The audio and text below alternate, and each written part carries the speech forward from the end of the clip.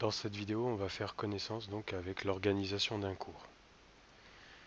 Donc, on va aller pour cela dans toutes les formations, formation Saint-Imier, 2019-2020, et ensuite on va choisir une formation.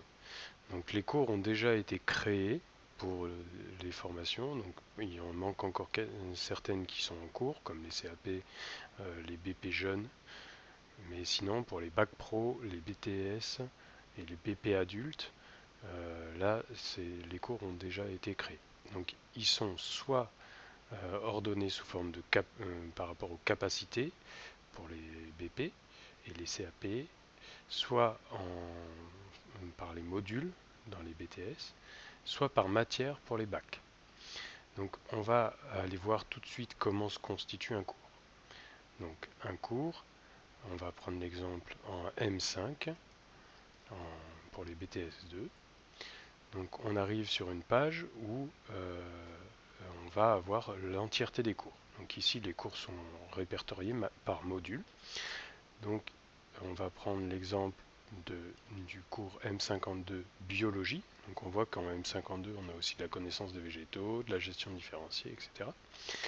Et donc on va regarder comment se constitue ce cours. Alors ce cours c'est l'équivalent d'une matière en fait. Et dans cette matière, il va y avoir plusieurs chapitres.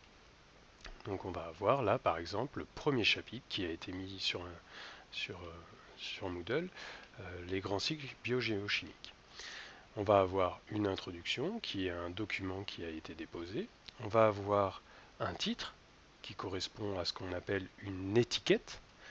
Ensuite on va avoir des documents à consulter qu'on appelle les ressources et des activités qui, elles, sont des exemples d'échanges avec les étudiants. Ici, c'est une activité devoir avec un exercice qui est demandé de rendre à la fin, après avoir exécuté cet exercice. Donc voilà comment se constitue un cours.